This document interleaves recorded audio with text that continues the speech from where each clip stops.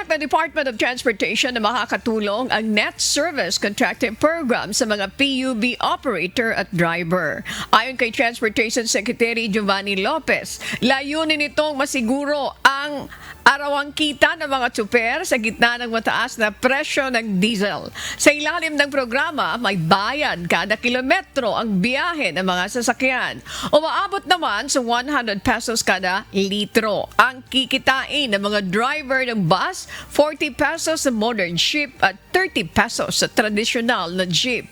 Makikinabang din dito ang mga pasahero dahil may 20% discount na handog ang mga sasali sa program. For the net service contracting naman po, yung net service contracting, ito po yung nabanggit ko kanina na may babiyahe po yung ating mga pampublikong sasakyan. For example, itong jeep natin. At hindi po siya kakabahan na wala siyang kita for that day. Sapagkat yung kada kilometrong binahe niya, basta hindi po lalagpas sa 100 kilometro, babayaran po siya ng gobyerno.